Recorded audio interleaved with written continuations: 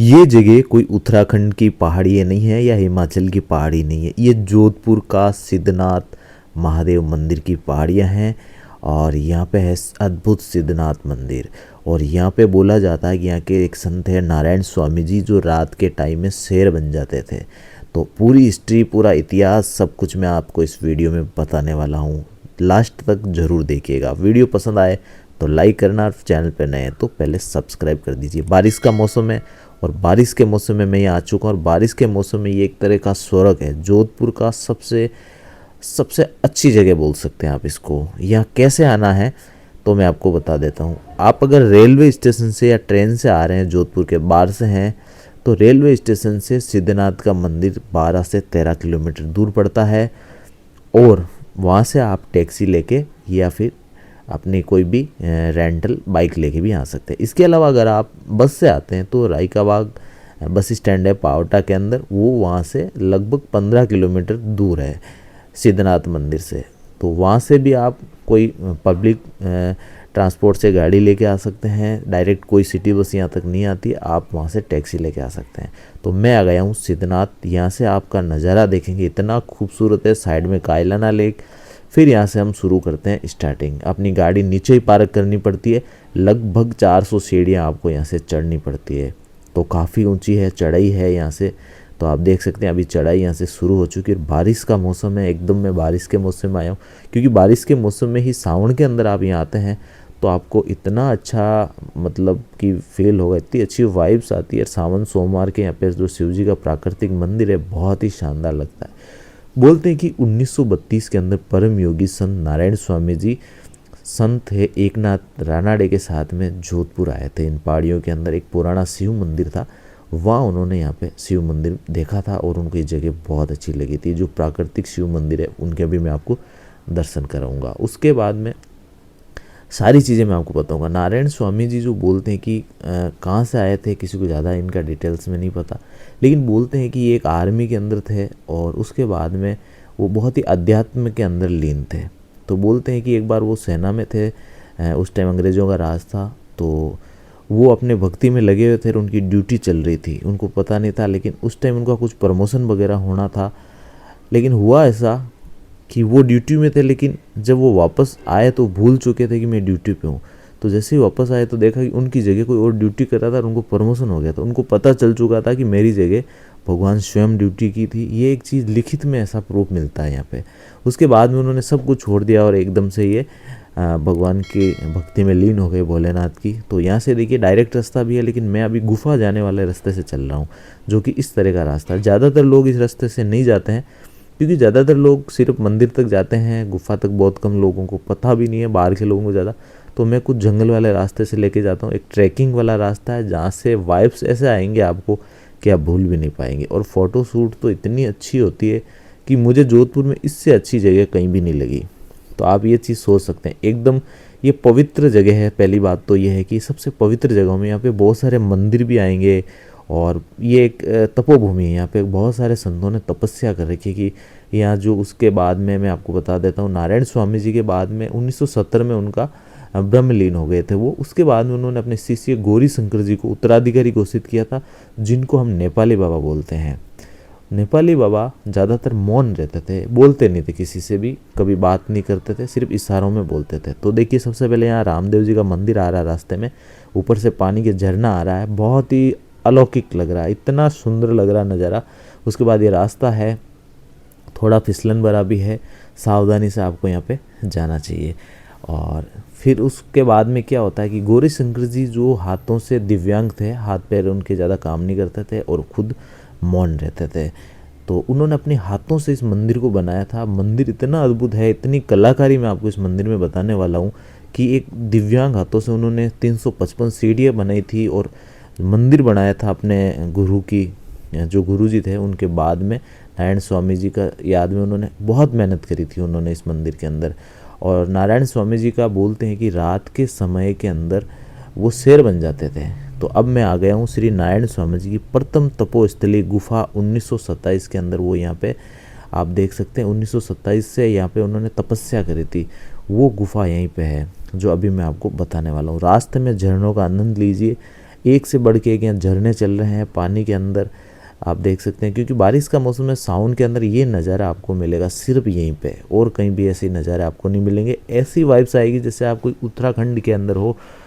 ये देखिए आप, ये जोधपुर है, राजस्थान है।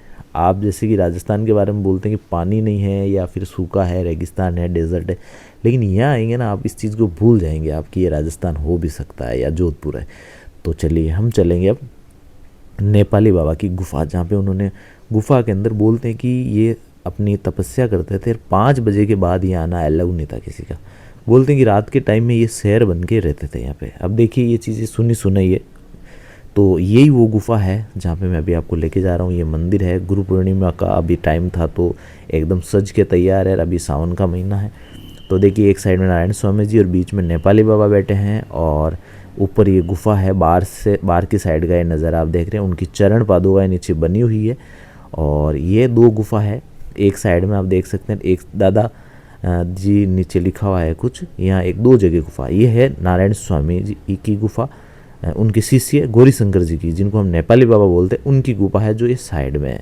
यहाँ पे वो बैठ के साधना करते थे। ये नेपाली बाबा की गुफा है जो मैं अभी आपको बता रहा हूँ। इसके बाद में मैं अभी आपको बताऊँगा जहाँ पे स्वामी नारायण जी तो थे, वो की उनकी गुफा। ये देखिए, ये बोलते हैं कि ये ज्योति जो आपको जलती हुई दिख रही है, ये अखाड़ा है।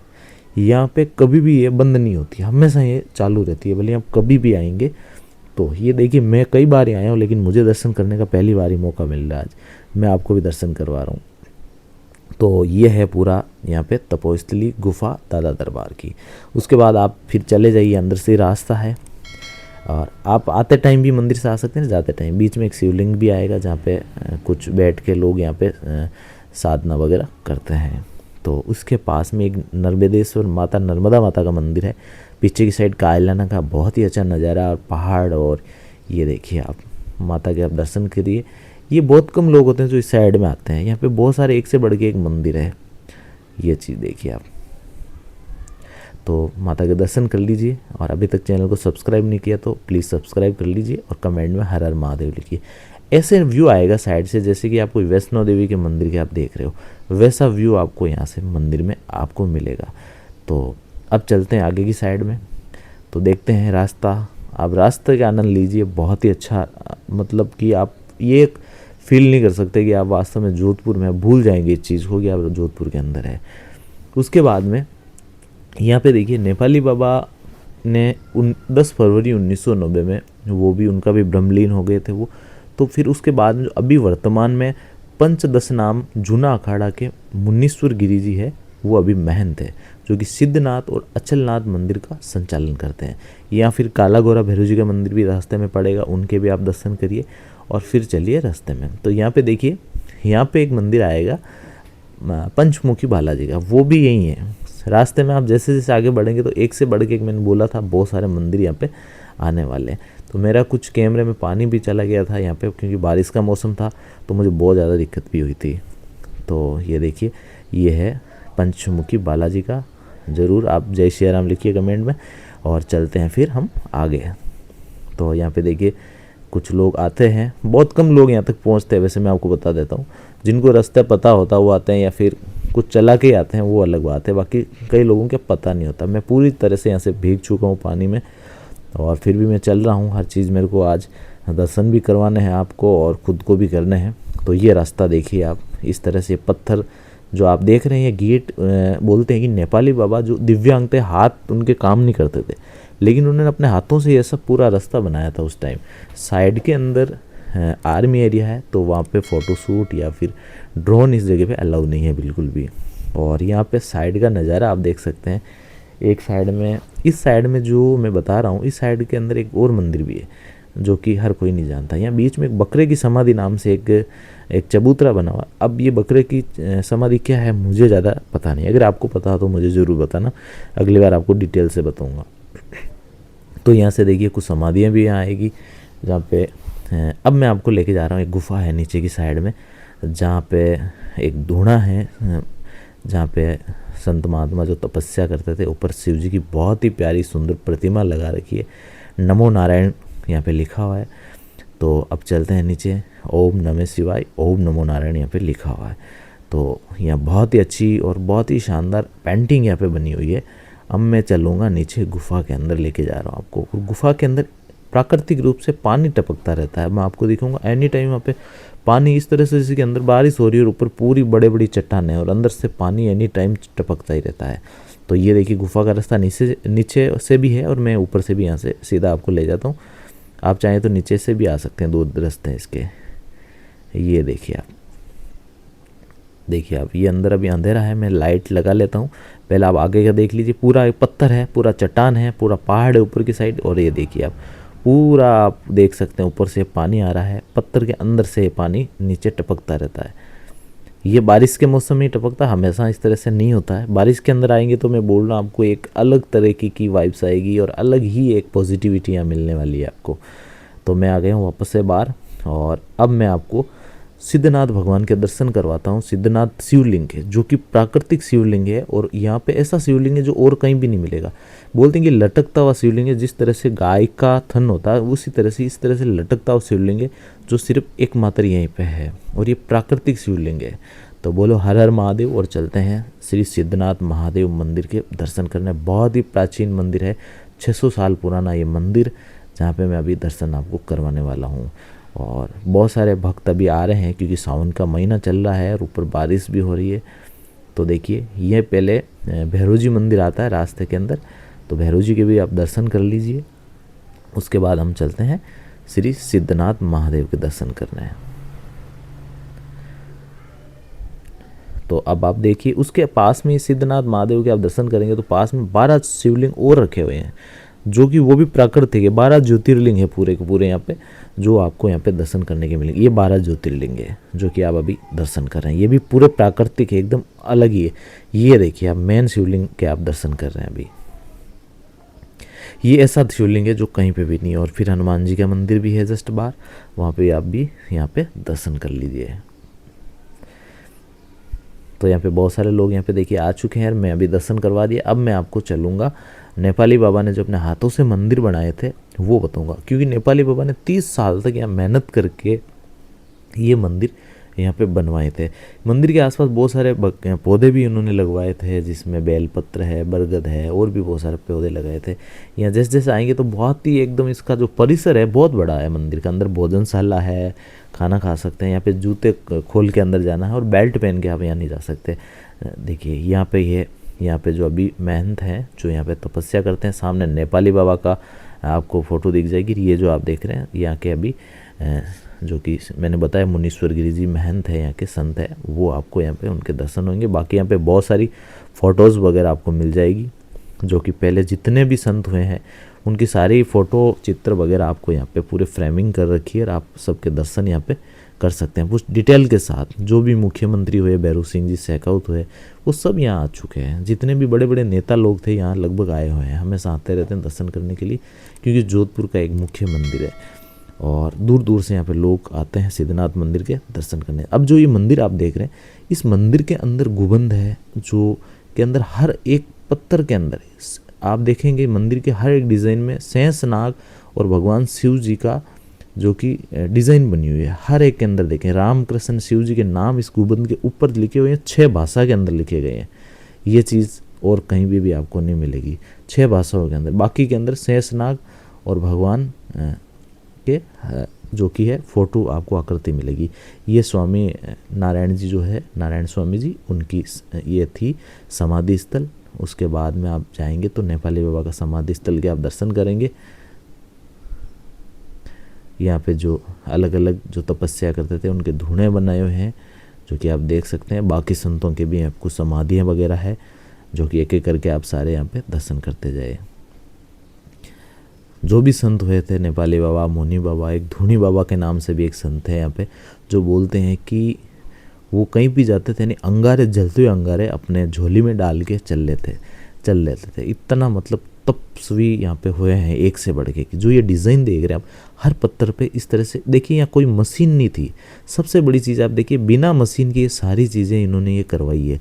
कोई मशीन नहीं थी उस टाइम, या कुछ भी नहीं था, हाथों से ये सब कारीगरी करी है नेपाली बाबा ने।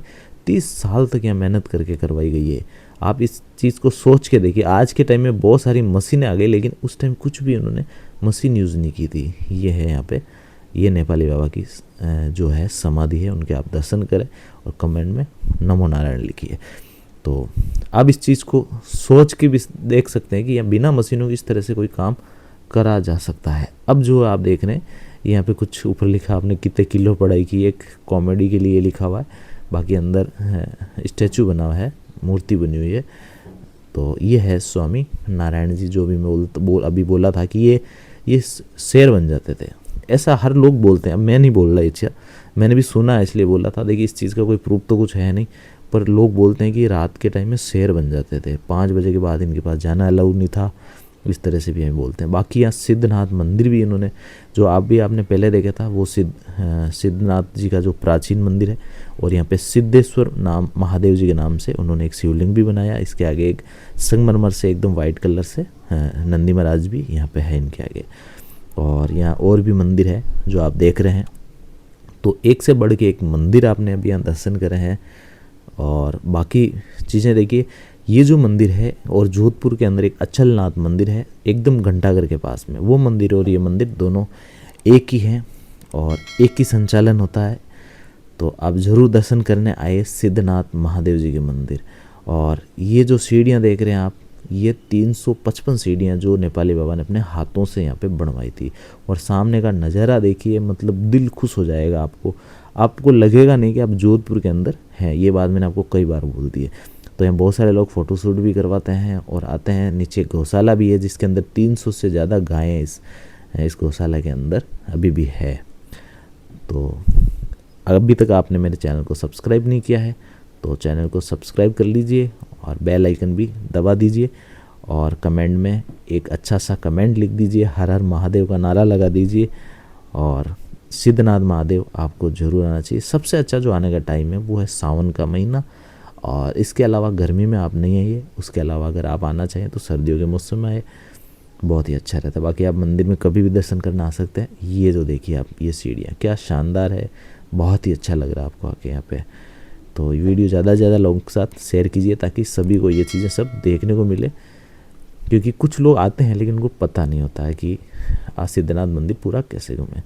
तो हर हर महादेव।